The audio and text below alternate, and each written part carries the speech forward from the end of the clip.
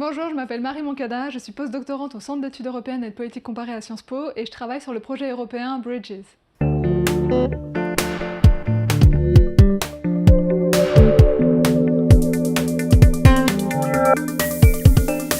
Le projet de recherche Bridges explore la manière dont les récits sur les migrations sont produits et dans quelle mesure ces récits contribuent à la polarisation de la société européenne. Le récit est une histoire qui articule dans le temps une intrigue, des personnages archétypaux, des héros, des gentils, des méchants, et une morale finale. En politique, l'intrigue s'apparente aux problèmes et la morale de l'histoire aux solutions à adopter. La fonction première des récits est ainsi de stimuler l'action publique en facilitant la compréhension d'un événement. Ce projet est financé par la Commission européenne, il a démarré en 2021 et réunit pendant 3 ans une quarantaine de chercheuses et chercheurs issus de 6 pays européens. L'équipe française se compose de Virginie Guiraudon, Hélène Thiollet, toutes deux chercheuses du CNRS à Sciences Po, et moi-même. Nous avons travaillé sur la manière dont on traite de l'immigration en France, et dans les médias notamment, mais aussi en politique et dans des documents administratifs plus techniques.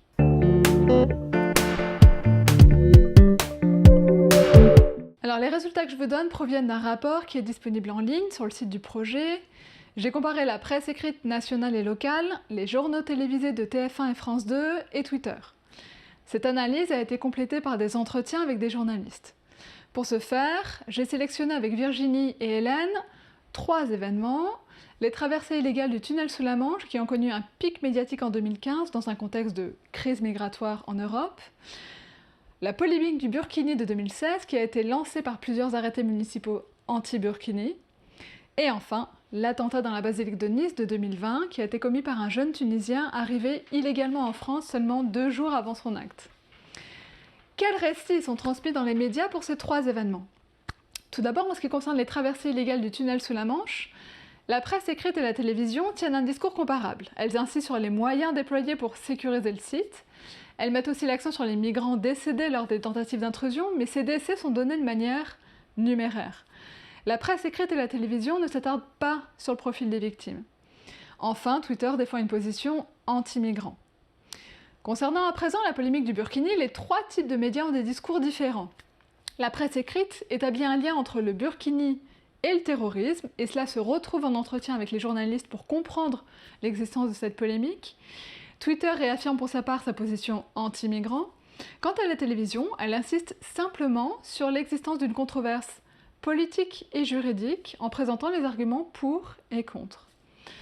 Enfin, lors de l'attentat de Nice, la presse écrite et Twitter se focalisent notamment sur le contrôle aux frontières, l'expulsion des étrangers et la restriction du droit d'asile. La presse écrite s'interroge également sur la compatibilité entre l'islam et la France et sur la capacité des musulmans à s'intégrer. De son côté, Twitter accuse les ONG de faciliter les attentats terroristes. On a donc, dans la presse écrite et sur Twitter, la diffusion d'un triple amalgame entre immigration et terrorisme, d'une part, entre musulmans et terrorisme, d'autre part, et entre ONG et terrorisme, enfin. Pour les 3 événements, les personnes les plus citées par la presse écrite et Twitter sont des hommes politiques, c'est-à-dire des politiciens masculins. La télévision se concentre davantage sur des individus lambda interrogés dans la rue, ce qui permet aux femmes d'être représentées à égalité avec les hommes. Pour ces 3 événements, les discours de droite et d'extrême droite sont majoritaires dans tous les médias. En entretien, les journalistes me disent qu'il est normal de traiter le Rassemblement national comme les autres partis, que les résultats électoraux de ce parti justifient la diffusion de son discours, ou encore que la droite et l'extrême droite ont davantage de choses à dire sur l'immigration que la gauche et l'extrême gauche. Sur Twitter, les tweets proviennent principalement d'hommes soutenant Éric Zemmour.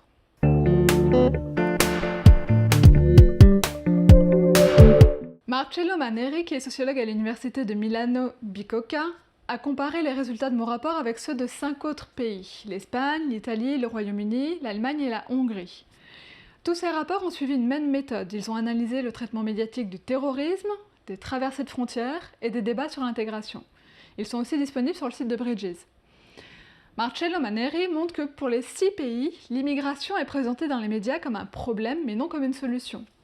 Il indique que pour ces 3 types d'événements, les premiers porteurs des récits sont des politiciens masculins, la parole des immigrés est quasi inexistante.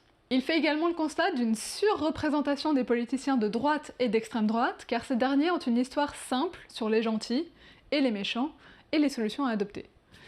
Cette simplicité fait ainsi le succès de ces récits. Selon lui, la France est probablement le pays où le débat national sur l'intégration et la citoyenneté a été le plus brûlant.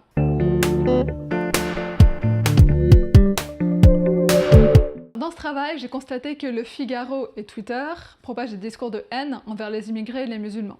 Certains termes très contestés sont ainsi utilisés par ces deux médias, tels que le grand remplacement, qui est défendu dans les articles du Figaro, articles de presse écrite, la remigration, présente sur Twitter, et enfin les expressions français de souche et islamo-gauchisme qui m'ont été données par une journaliste du Figaro en entretien.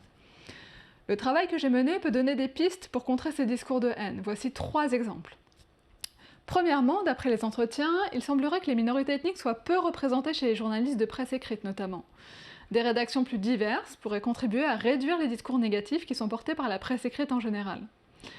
Deuxièmement, concernant les personnes citées, les médias favorisent les hommes politiques de droite et d'extrême droite. Cette représentation pourrait être équilibrée, en citant davantage de politiciens de gauche et d'extrême gauche. La voix des femmes et des migrants de première ou énième génération devrait également être encouragée. Enfin, troisièmement, les discours de haine étant interdits en France, certains articles d'opinion du Figaro devraient être lus par des juristes pour vérifier leur légalité. De même, Twitter devrait être contraint d'améliorer sa détection des discours de haine.